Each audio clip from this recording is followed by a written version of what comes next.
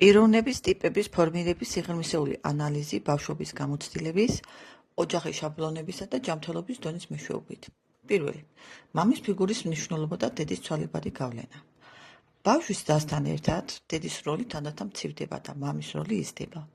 ეს იმიტომ ხდება, რომ ბავშვი იწყებს ურთიერთობას ფართო სამყაროსთან, რაც მოითხოვს აზრებს, სტრუქტურას და სტრატეგიულ აზროვნებას.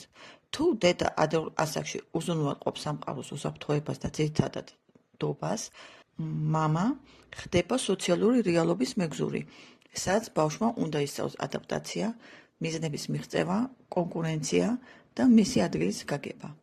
მაგრამ თუ ეს ტრანსფორმაცია არ მოხდა სწორად, ბავშვს შეიძლება ჰქონდეს პრობლემები თვითიდენტიფიკაციასთან, პასუხისმგებლობის აღებასთან და ავტონომიური თვითშეფასების ჩამოყალიბებასთან.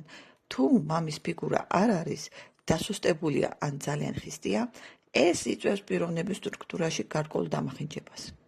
მეორე, გამოცდილების დადებითი დამახინჯების გავლენა. იმისათვის, რომ ბავშვმა გააერთიანოს თავისი გამოცდილება და ჩამოაყალიბოს ადეკვატური თვითშეფასება, მას სჭირდება პოზიტიური ასახვა, აღქმა, მნიშვნელოვნად უფროსებისგან. როდესაც ბავშვი ცდილობს, იღებს ინიციატივას და ატარებს ექსპერიმენტებს შემოქმედებითობასთან დაკავშირებით, მნიშვნელოვანია, რომ ეს ქმედებები არ დაიბლოკოს კრიტიკით ან უცოდინრობით. თუ რეფლექსია დადებითია, ყალიბდება თავდაჯერებულობა, ექსპერიმენტების უნარი და ადაპტაციის უნარი.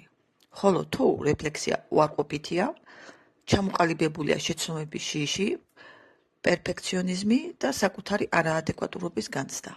რაც უფრო მეტ ნეგატიურ ანალეგს იღებს ბავშვი, მით უფრო მეტად ყალიბდება მასში ჩახშობილი შესაძლებლობების შინაგანი აისბერგი.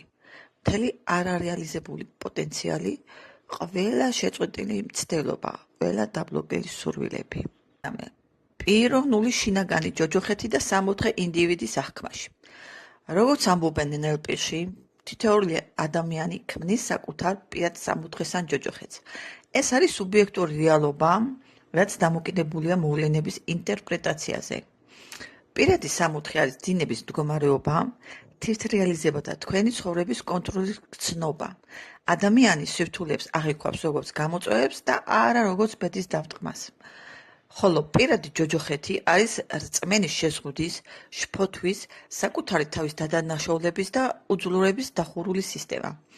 საკითხავია, რამდენად აცნობიერებს ადამიანი, რომ თავად ქმნის ამ მდგომარეობებს, ამის გაგება ხსნის გზას, აღქმის ჩავჩოს შეცვლით.